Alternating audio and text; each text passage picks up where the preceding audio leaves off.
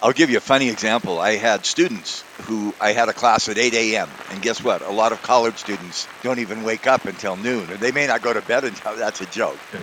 And so I thought, how do I get them to come on time? Do some kind of reward. So what I said is 3 times or 4 times during the semester, I will give out a question that will be on the final exam at 8 a.m. Yeah. So students came at 8 a.m. and they said, oh, he didn't do it. Then they fell asleep during my lecture. I think you've got to get some kind of reason to make that value happen.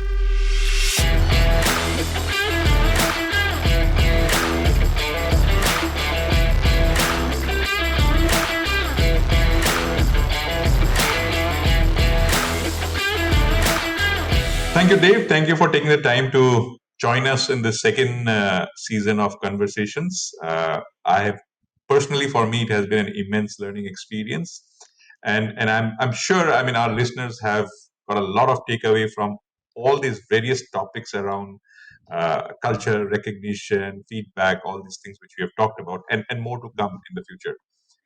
Uh, Sorry.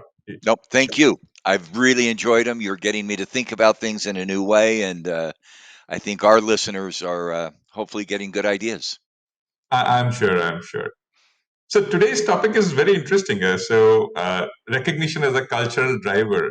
Lots to talk about here, and we strongly believe there's a very strong correlation between recognition and company culture.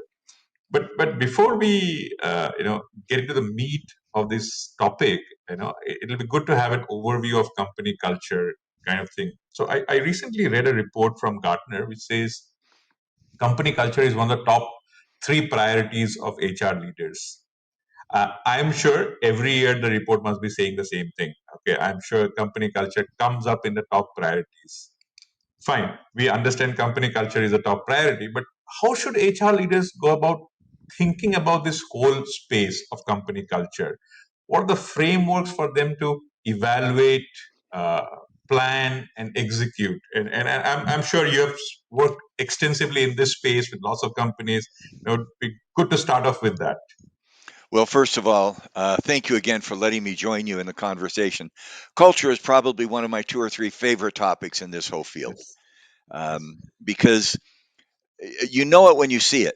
When I got into the field, my mentor taught me organizations don't think, people do, Mhm. which is a great insight that organizations are comprised of people. A decade later, I went back to him and said, you're right, but not complete. Organizations don't think, people do, but organizations shape how people think, feel, and act. I'm going to move over here so I'm not quite as bad as son. Let me say that again. Organizations don't think, people do, but organizations shape how people think, how they behave, and how they feel. In other words, organization does matter. And when you think of an organization, the cultural idea comes to mind. I could spend forever on this, but let me just do it really quickly for the listeners. If I were to say to you, what's a culture? There's generally 3 things people have looked at. One is a set of values. So culture is the value statement we have on the wall. We value innovation, we value service, we value collaboration. Second is it's a set of systems. We hire, we train, we pay the systems that make up that culture. If we value service, we hire people who give service. If we value innovation, we hire innovation. Third, and these are for me waves of change, values, behaviors, the unwritten rules, the norms that we don't even know until we've been around. Well, actually, we know when we walk into a company. I love to go to a new hire who's been there 3 to 6 months and say, you know the culture of this company better than someone who's been there 30 years because Mhm. because they've lived in it. They've Yeah. lived in it. They don't know it because they don't see it from the outside. That's been the traditional definition of culture. And so when I work with people, I often say, what is a culture? It's our values, it's our behaviors, it's our unwritten rules, it's our patterns. And that's where we end. I believe building on those 3 waves, there's a 4th wave. And this is, you and I have talked about this in our other conversations. It's the outside in logic. Mhm. And again, I don't want to go too long without dialogue, but culture for me is the identity of the firm in the mind of your key customer made real to your employee. So for me, it's not just values, it's the right values. It's not just behaviors, it's the behaviors that lead to customer engagement. It's not just unwritten rules, but it's the rules that will encourage us to connect with customers. So what I love to say is values. What's the value of your values? We want to be known for service. What does that mean to a customer? Not to me. So the behavior is defined by a customer. The example I love to use, and I think we've talked about this before, but you travel quite a bit. I travel quite a bit. When I do talks, I often say those of us who travel quite a bit, do we like to check bag or do we like to check bags or carry our bags? And I do carry on. I can go for a week with a carry on bag. 'Cause I don't want to spend the time with check bags. Do you carry your bags or do you check your bags? I would love to carry my bag. So local travel, as in India, I do always carry on. But of course, the US, I need to do the Anyway, check-ins. so I do carry on. I show up in an international country. Could be India, could be Dubai, could be somewhere else from the US. It's a 12-hour flight, a long flight. It's 11 o'clock at night. I've carried my bag around the world. They put it in the trunk of the taxi or the car. I show up at a nice hotel, and somebody walks out, opens the trunk, and says, I am going to give you, the customer, good service. They pull my bag out of the trunk and they start walking into the hotel. Well, guess who defines service at that moment? I do, the traveler. For me, I've carried the bag 6,000 kilometers, 10,000 kilometers, 6,000 miles. I can carry it to my room. I don't have any money in the local currency. I don't want to wait 30 minutes for the bag to show up. And so I've almost gotten into a fight with the bag person who's doing their job.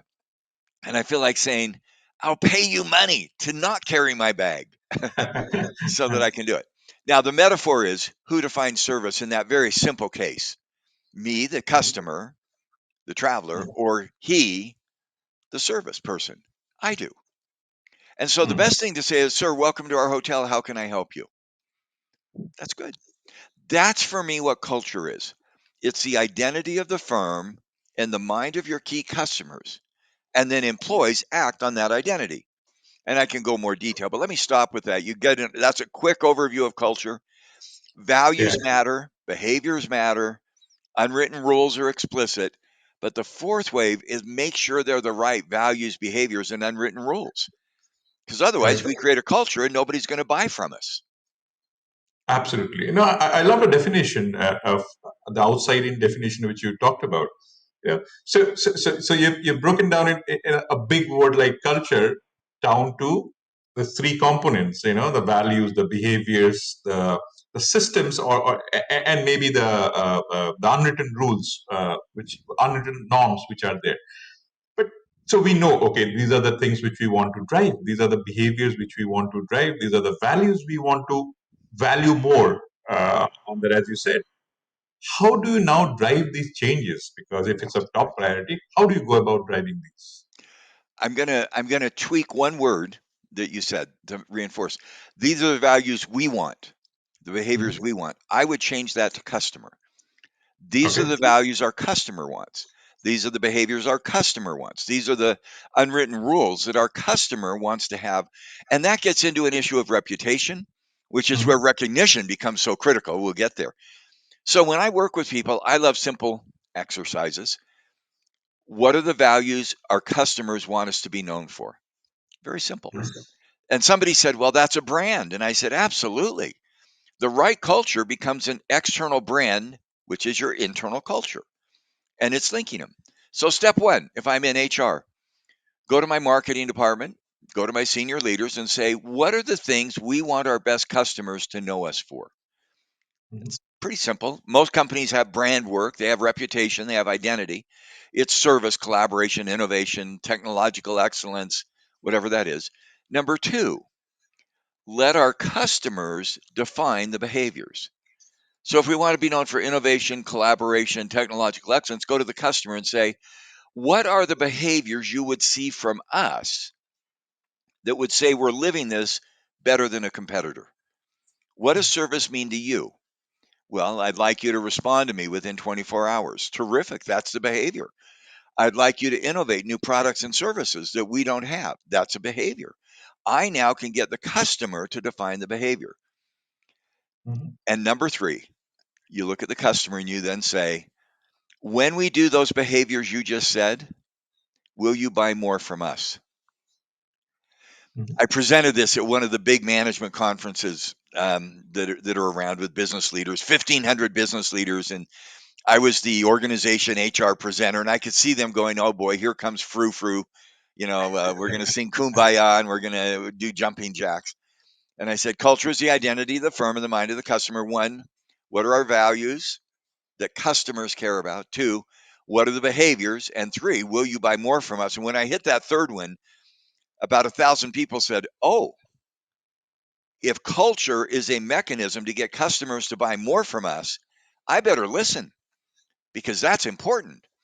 Why do I go to pick a firm we use? Why do I go to Amazon? Because I want them to be on time in the United States. I don't know how they do in India, but I want them to be on time. I want them to be cheap. I want them to be easy to do business with. That's the culture I care about. And when they do, I'll keep working with Amazon. And so that outside in view to me has such power. And the now again, that's getting the culture right. We can talk about how do you then make it happen and how do you implement it. But if I'm in HR, number one, what are the values we want to be known for by our customers? What do our customers see as the behaviors that reflect those values? And three, customer, when we do those behaviors, will you buy more from us? I'll give one quick example. One company a few years ago, one of their top values was to be the most or one of the most profitable firms in their industry. Mhm. And at some level, that sounds good to an employee. But if I took that to a customer and said, "Partha, you're my customer. We want to be the most profitable firm in our industry." You look at me and go, that means you're going to charge me more every time you can. Yeah, That's not the value I care about. right. And so that firm looked at that and said, boy, we got to take that off because our value is to give service, innovation, whatever the values are that customers will care about. No, I think this, as you were speaking, I was thinking about, so you said like foo-foo kind of thing. So sometimes people talk about what is the correlation between culture or let's say a sub parts of that like employee engagement to the business results. Okay.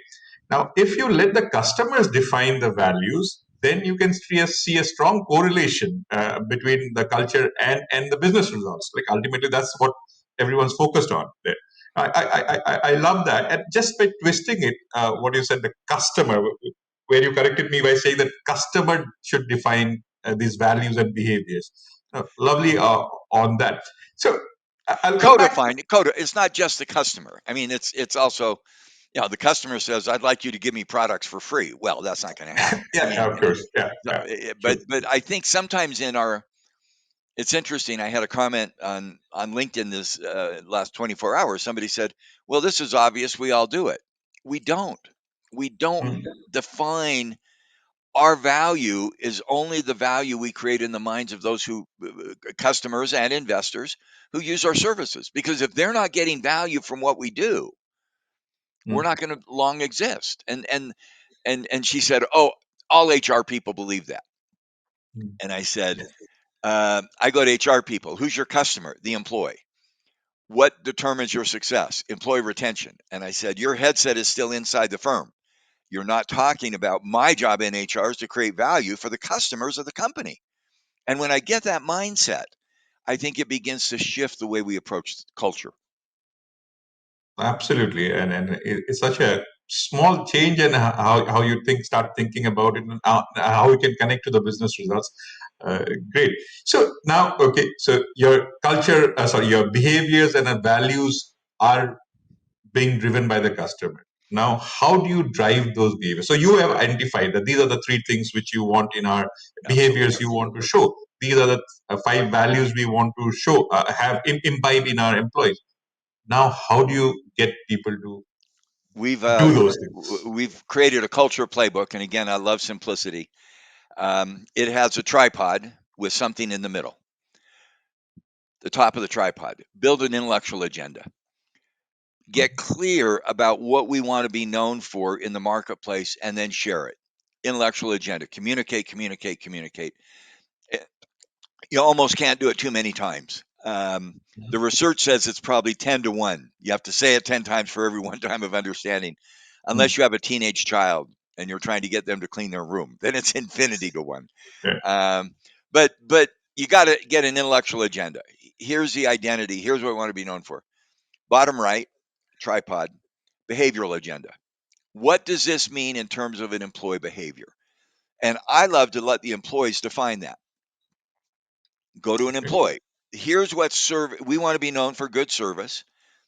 That's the value. Here's what customers say it means.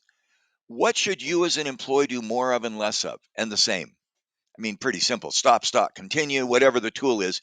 But let the employee define his or her behavior against that external value. Mhm. Bottom left of my tripod is systems and processes.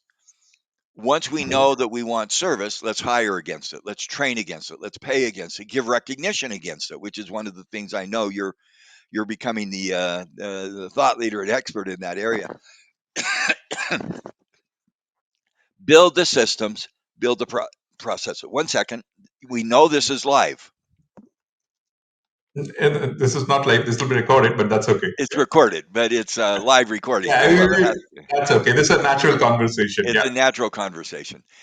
I think that systems piece is so critical because if it's Mhm. not embedded in a system, it's not going to sustain. It's not going to sustain.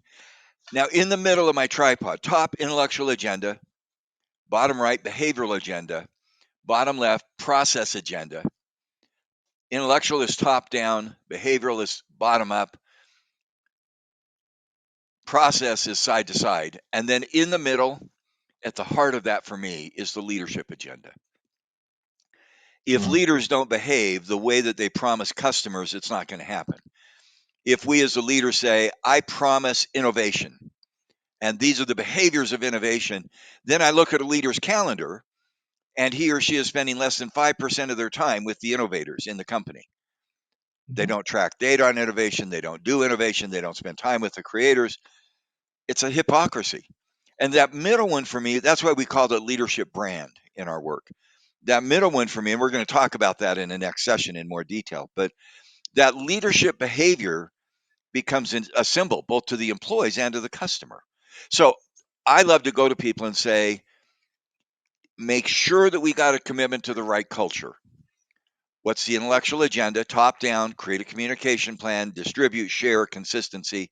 Bottom up, create a behavioral plan, side to side, manage the processes, and then leaders at the heart make it happen. Great. No, I think it's a very simple framework to think about there. Two things which I want to pick up from this model. Uh, One is the systems part of it, right? So in the system, so you can, and you also talk about it 10 times, 15 times, okay, regularly you talk about it, right? So that communication is happening, but ultimately people behave as they see others. So the leader's behavior, of course, is very important, but the peer behavior is also very important. My leader says, please come on time to office because that's a disciplinary thing.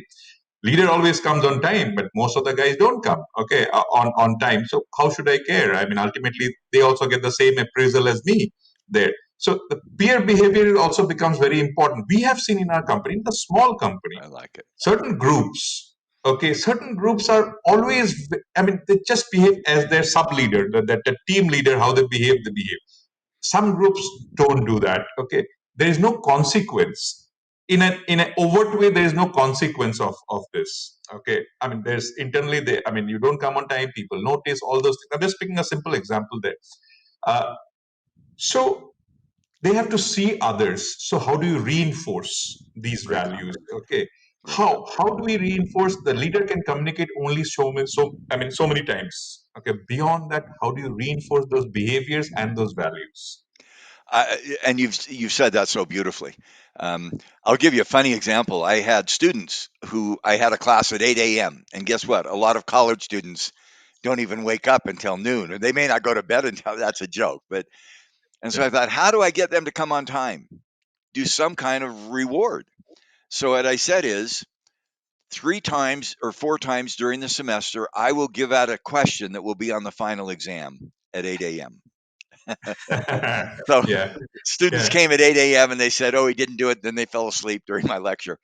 I think you've got to get some kind of reason to make that Mm, value happen. Let me give an mm, example. And I love what you said about recognition and peer pressure, not just financial pressure. One of the airlines was trying to have a better on time system. And so, you can build all the incentives in the world of on time. And gate agents make a big difference because they encourage you to board the plane, they encourage you to move along. And so they put in the employee cafeteria a chart and it listed the gate agents. And every day, a gate agent got a green, some percent of their flights were on time, 80, 90%, a yellow, or a red. And all they did is put every month and every day a red, yellow, or green. mm, Well, after a week or two, guess what? Somebody has four reds. And people mm. nobody said a word, but people in the lunchroom started saying, wow, look at what's happening with that. I mean, and the peer pressure doesn't have to be a big public, well, it's public, but it doesn't have to be broadcast loudly. People see it. Right. People see it. And I think sometimes as leaders, the peer pressure becomes more critical almost than the leader. Now, people see what leaders do. I mean, no question. We'll talk about that in another session. But I think that peer pressure is so important. I saw research that my wife, who's a psychologist, showed me once that the one of the biggest impact on teenagers, their behavior for good or for bad, grades, addictions, etc., is their peers. Their Absolutely. peers. I mean, if a teenager starts hanging out with peers who are probably not the most functional, and I'm not here to judge, but we know what that means.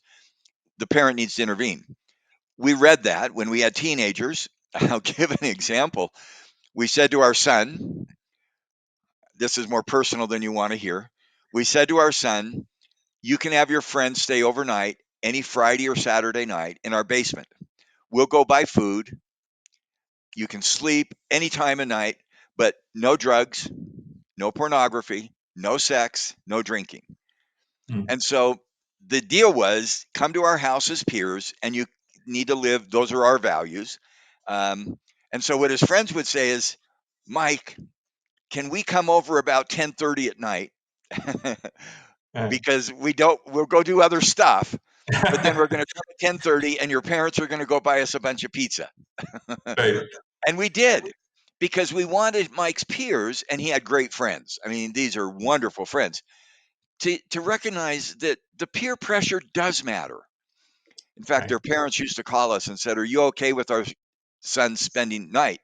And we said, "We're delighted, but let's be Mm. clear about our rules." And the recognition was clear. I hope companies can do that. And And it's such a good example of, I mean, everyone goes through that. I mean, if I look back at it, I mean, I'm lucky to have these kind of friends in my teenage years. Lots of parents are almost similar behavior, but their peers make the difference in that. And because they can correlate, right? I mean, parents, oh, they're like 20 years, 30 years older to me. What do they know, right? And in the same way, in the company also, the leaders, yeah, he's making a few $100,000. How does he know what we want, kind of thing. So the peer thing is very important, and it's a very good example for people to think about. The growing up years which are there. well, I had to say that the one request they added is buy us pizza and then go upstairs to your bedroom. Leave us alone. That You our have to give a contribution. little leeway. You have to Yeah, give a yeah, little leeway. Yeah. yeah. Yeah, true. Another thing, sticking to the systems part of it, I I see a. I mean, I don't know. It's not. I don't have enough experience in that. Is how do you track the behavior? So you say you feel it, right? When you walk into something, you feel it. But as a leader, they're like day in and out. I mean, it has become their, I mean, they see the people in a certain way. How do you track which behaviors? Maybe you had five behaviors which you wanted to drive. Three of them people are actually taking up. Two of them they're not, right? It's, I know, and you have very anecdotal evidence after that. Can there be systems which can track it? Because if I know these value, my service levels are great, my innovativeness is great, but maybe my creativity value, or if there was a value like that, is lacking there. So how do you track these things? I love to go to the employees, and this comes from my colleague Steve Kerr, who's brilliant. He calls it a diagnostic, and say to the employees, we want to do more innovation. What behavior will we do more of and less of that will help the customer get what they want? Mhm, And the employee lists those behaviors. Will challenge ideas in meetings, and they got to be a behavior that if I had a camera, I could see. I could see that Partha challenges me in a meeting. Okay, that's good. They'll give ideas that others don't have, whatever the behavior of creativity or innovation is. And then you say, here's the 4 or 5 behaviors of innovation mhm, so that you can get it and you can see it. Then you ask the question, if you do that behavior, challenge in a meeting, 3 things, and divide 10 points, how often will a good thing happen to you? mhm, How often will a bad thing happen to you? How often is it unknown? It's unpredictable. What we have found is you can identify the behaviors and you can track those. To what extent did Dave speak up in meetings? Then you've got to say 10 points. 20% of the time, a good thing will happen. 30% of the time, a bad thing will happen. And 50% of the time, we don't really know. Now, okay, that combination for me really ties it in because if you have a lot in that unknown column, and what I almost always find is a lot's in that unknown column. Oh, I'm mhm, going to speak up in a meeting. Well, 20% of the time, somebody will say thank you. 30% they'll go, you're out of turn. But I don't even know. And sometimes when that third column gets 60, 70%, you're going, we're hoping for A. This is Steve Kerr again. It's brilliant. We hope you'll speak up in a meeting, but our reward system doesn't encourage it. And that's the combination we've got to begin to get. Now, part of the reward system, because I know your area of expertise is recognition, is recognition. It doesn't have to be pay. It could be, Dave, thank you for that comment. That was really helpful. Or a follow up after the meeting. Simple example. In our last meeting, Dave spoke up and he gave this idea. I just want to share with people. I really appreciate him willing to do that. Wow. Or a personal note to Dave. We talked about that before. Dave, thank you. But that recognition becomes fun. Let me give one quick example of the power of recognition. And I may have shared this before, I don't remember. A company is having a meeting for their top 100 executives, and a lot of companies do that. And you come because of title and level. Well, they decided that 10 people would come because of their performance in the last year. That's a recognition, not by title. So it could be a student or somebody else who did a great job on something.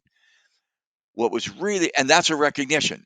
And so you say to the 100 people, we have 100 people here plus 10 who are doing a display about what they did that was really helpful for the company.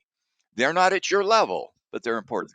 Here's what was cool about the recognition: 5 of those 10 were successful with their project, and 5 failed. mhm, And so the business leader said, we want to recognize success, no question, but we also want to recognize failure because the failure will lead to success in the future. And so to those true. of you who succeeded, congratulations. To those 5 of you who failed, you won't get back next year for the same failure. True. We No, I totally agree with you. You know, and you mentioned it about monetary and non-monetary. So we are trying to challenge this thing because rewards and recognition systems are very much strongly tied with the rewards part rather than the recognition part of it. Because once you tie up with the rewards, you have limited budgets. Okay, so you cannot recognize people because you don't have the budget. You know, my budget is over. Okay, so even though Dave did something good, I can't recognize, and I can't do it because I've already given Prasanjit $10. Now I don't give Dave. So next time I will not give Prasanjit because I have to save some money for the next time. So we strongly believe that the non-monetary part is the most critical part. I mean, and I give examples of the armed forces. You know, people work there, people give their lives for the recognition there. Of course, they fight for the country, but for the recognition, they wear their insignia everywhere, right? Yeah, I mean, the little badge. They have all yeah, the here, little. there, I mean, 20 badges are there everywhere, right? So they're like, oh, this small, you know, something they did there, that's there. So everything is around recognition. Eh, Since we are running out of time, I'll just take 2 more minutes on this. You know, on the systems part of it. So we strongly believe that a rewards and recognition system, allows you to reinforce certain behaviors which are there. It allows you to track those behaviors and the values which have been recognized in the company. They see the peers doing it, and it is not just a top down kind of a thing. Peers are recognizing Dave for being a great mentor all the time. So your boss suddenly says, hey, Dave seems to be recognized, and I am actually like, oh, Dave is getting recognized. Why am I not getting recognized? Maybe I'm lacking in this thing. Okay, can I do that? More of a carrots than a sticks thing, kind of a thing that you get highlighted. And you look at those LinkedIn profiles, right? Top voices. People like to have the top voices there. Of course, you are there, but there are lots of people who want to have the top voices there. Why? It's a recognition. Are they getting any monetary value? Nothing, zero out of that, but they want to be recognized. Now think of it within the company structure, to be recognized. There are 10 people who everyone knows in the company. These are great sales guy, this is a great product manager, this way. But there are 50 other people who are good enough, okay, who needs to be recognized, who needs to be replicated there. So that we believe the systems can really help, the recognition systems, because you don't have too many tools to really reinforce your values except for communication. Can these systems be there? And we are trying to challenge this norm that rewards and recognition system is not about rewards. It's to drive certain behaviors. It's to reinforce certain values in your, and to track and modify accordingly as you go along in the system. So I mean, I also would love to keep on speaking around this, but yeah, I'll stop here on this. Well, my answer is going to be so short and brief. Amen, amen, and amen. I mean, complete agreement. I mean, people do and they behave in ways that they're rewarded for. And economics is not enough. Not only is there not enough, but as you get rewards, there's a guy named Edward Deci, DECI, who says that as you get a financial reward, you have to keep getting more for the same behavior. Yeah, yeah, I got paid $10 to do this. Now I got to get paid 12 or 15 rupees, and it goes up. right. Money still matters to some, but Of money course. has recognition has no limit. And so the challenge, and we'll talk about this in other sessions, in building a culture is we want to build a culture where when people do something well, we acknowledge it. We True. say thank you. We share a recognition. We invite those 5 people to a meeting who failed, and we're recognizing their attempt. And I believe that that recognition, especially from peers, makes all the difference. Now it is nice to get awards. I get them Absolutely. in my office, and I always Uh, try to be humble. Oh, it's not a big deal, but it does feel good It does. It when. does. And I know you've gotten awards, and I'm sure, Partha, when you get an award, and I see some behind you in your office, Yeah, it feels good. yeah, It feels good. it does. It feels good. It does.